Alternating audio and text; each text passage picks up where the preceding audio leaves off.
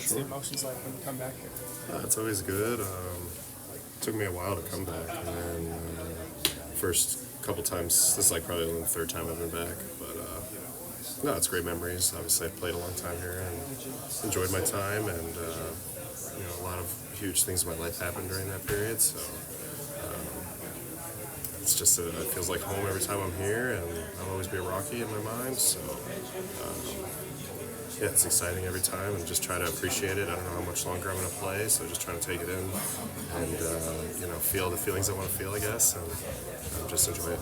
I know the last time that you were back, you talked about meeting challenges, right? Going to Yankees, Red Sox. Mm-hmm. Colorado wasn't just where you established yourself, but you got over a major challenge of pitching here. Was that kind of integral in knowing that you could have a very long career doing this? It's hard to look at, like, obviously the goal is to play a long time, but it's hard to like focus on that while you're in the moment because you're just trying to go day to day, week to week, and string it together. But I always felt like the challenge of pitching at Coors was something that I embraced, and I knew that if I could, find a way to succeed here, that would serve me well elsewhere and in other areas of life. Because just because something's a challenge or difficult doesn't mean that's not worth pursuing. And I felt like it was always like a badge of honor to kind of like take it head on and do my best with it.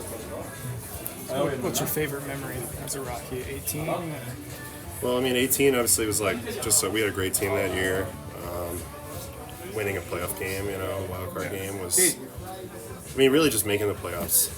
17, even though I didn't make the roster and stuff, I just felt like as a group, the group of guys that I was with for like the 5 years prior to that, like we were really working hard to improve as a unit, and to finally get there, like that felt long overdue, but it felt really rewarding to get to that point. And then we followed it through the next year with a great year and took it a little bit further. I wish we could have went even further, but yeah, those are huge memories, and just a lot of nights in this ballpark. Like I always tell people, like some of the most electric nights I've ever been a part of have been here, like on a weekend, in a great game against Dodgers or somebody. Like, it's a great feeling, and it's one of the best places in the big leagues.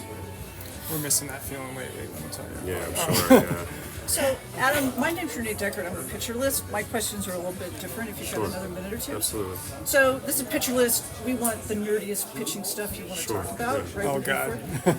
You told me. Oh, No, I know. Yeah, you this came to the right guy. You'll love this, yeah. So, throughout your career, you've evolved into a kind of a pitching alchemist, right? Yep. You always seem to be testing things, looking for new things. What is your approach to pitch development? Pitch development? Yeah. Pitch development is like more so like you're trying to figure out in your current arsenal what's missing, and in the puzzle to getting guys out. In my case, it's mostly been getting lefties out, so I have to have like a kitchen sink approach to lefties. So it's like the more weapons that I have, generally the better, but still learn lessons along the way. Last year I tried to like lean heavy cutter usage versus lefties, and found out the hard way that maybe that was a mistake. So that's the thing, it's trial and error a lot, and I guess that's my approach. Like, develop as much stuff as you can, put it into play, and see how it goes, and reevaluate constantly. So then, how do you make adjustments during the season? You build this stuff in the off season. Yeah. You get into the games. How do you make those adjustments on the fly? Yeah, so I usually stick with what I just like. I usually have a plan going into every spring training of like how I want to attack everybody that year, and I try to stick with it at least through May.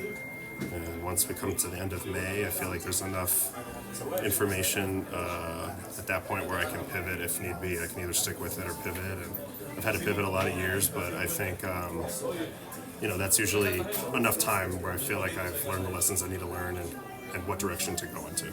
So in other words, you want to amass enough data before you start to make changes. Yeah, I don't want to just make a change off one game or two games, but I feel like by the end of May, like, it's not only my own data, but data from around the league like starts coming in, and there's a big sample size by that point. You can kind of see trends and different things that you can apply to your game. So for me, that's usually the point where I either stick with it or diverge. So it looks like you've come back to your sweeper. You didn't use it as much last year. Now it's a big part of your arsenal. Can you talk about your relationship to that pitch?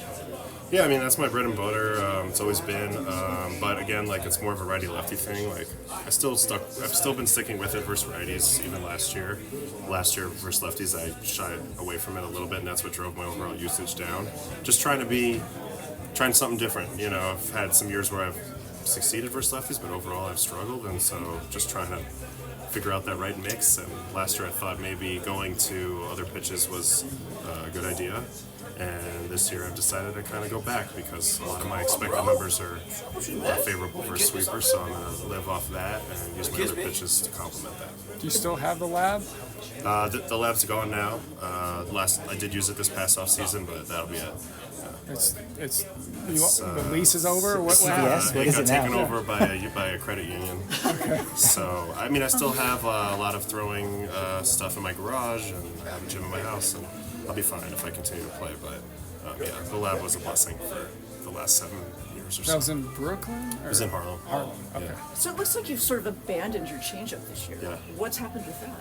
Yeah, so last year changeup was my best pitch on run value, and I thought that I would just carry that into this year, but something in my release this year has been off. I cut more changeups than I'd like to, and it's disturbed the consistency of it, and it's just become a little bit unreliable. So it's not gone forever, but yeah, I mean, in the moment I'm going with other pitches, and that's part of the pivot that I'm talking about. You know, I got to the end of May and I looked at things and saw that my changeup was not getting the results desired, so decided to go in a different direction.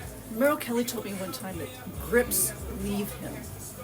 Has that been your experience, or yours truly?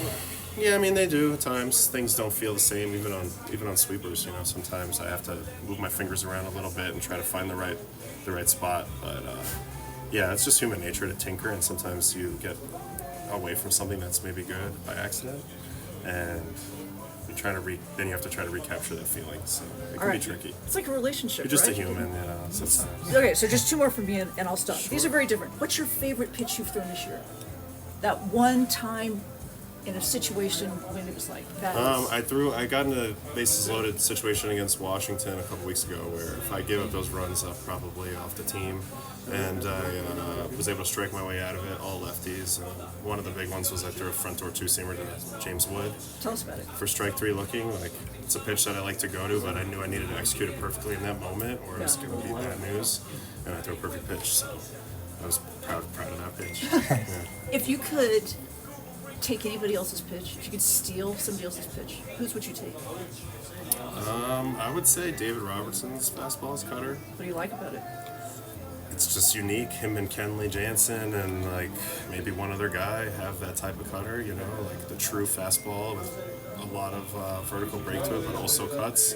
It's really hard for anybody to adjust to that because it's so rare and just people don't see it. And he's had a better career than me and is a year older than me and a big inspiration to me. So as he was my teammate too, and I just saw it in action and I wanted it, and I know I can't throw it, so that's why I want it.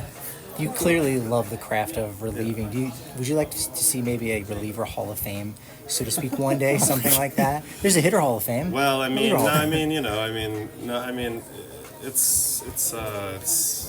is what it is. I know the things that I look at when I'm looking at relief pitchers.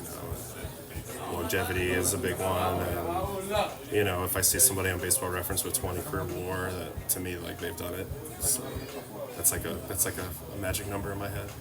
If you had a Mount Rushmore of relievers, so guys maybe weren't closers and certainly no one in the Hall of Fame. For you, who would those four guys be? Non-Hall of Famers. Yeah. So David Robertson, because he's active, and I won't count the other big three because they're all going to go to the Hall of Fame. Okay. But I would say a guy like him, probably, man, this is tough because there's so many good guys. I mean, Jonathan Powell was an underrated guy for me. He had a great career. Brad Lidge. Those guys were closers, but most of the guys were closers that were notable going back time. Nowadays, it's more about just guys who post. I love Andrew Chafin. He's been up there with me, just with pitching a ton of games and being consistent. So that's the stuff I care about. We'll figure out the details on how you get into the reliever Hall of Fame. We'll work that out. Yeah. So you keep talking, if you come back next year, you're a free agent, obviously, this year.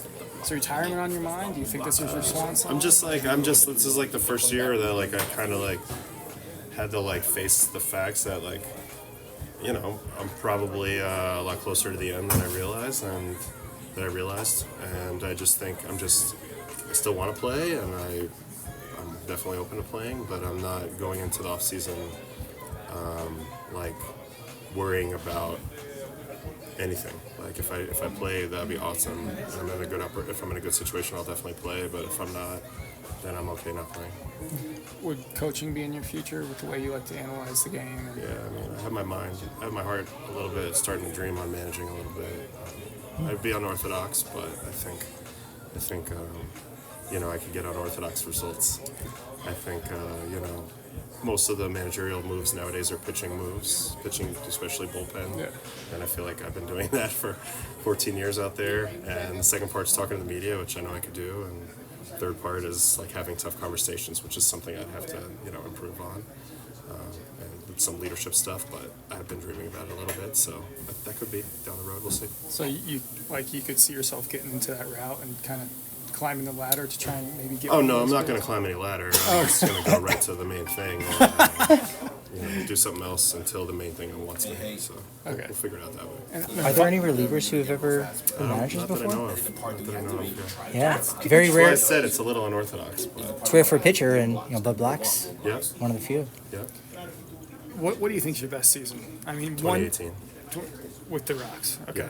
Because 1.9 ERA with the Yanks in 2019 and 73 games. I don't know how you didn't make the All-Star team, but my God. You said it. Yeah. No, I mean that was a good year, obviously, but I got a little lucky that year. I didn't pitch as well as I pitched the previous year. Okay. If I'm being honest, and then I pitched poorly in the playoffs a little bit too. So that year is could have been great, but it was leaves a little sour taste in my mouth. Gotcha. But to me, 2018 is definitely my best year. 2022 though, still was right there, but 2018 most. I pitched a lot and I pitched well, so it's a combination of both. So the manager thing, you're serious about that, or that? Okay. Yeah. Okay. Yeah, I'm intrigued. Dead serious. I think you got it. That'd be I'll awesome. see what happens. I mean, I might do media for a while, but again, I'm JJ Redick, direct move from one thing to the job. Okay, JJ No Redick. climbing the ladder for me. So you wouldn't do like AA, AAA? No, Pitching coach? no. Really? Okay. Yeah. Just straight for the I'm skipper's just being chair. honest. I like Yeah, that no. attitude. I think that rules. I think I'll be great, so we'll see. And no to the other stuff just because you want to hang out with your family. And Well, yeah, I mean, yeah. yeah. So, I mean, I don't know anything about minor league baseball anymore. I only know Major League Baseball. Okay. So I'll focus on that. But even pitching coach, you wouldn't. Yeah. It's all right. It doesn't excite me that much. Okay. Wants to be the boss. I want to be in charge. Gotcha. I want to be in charge. I want to make the decisions. Thank you, Otto. Yeah. Appreciate it, man.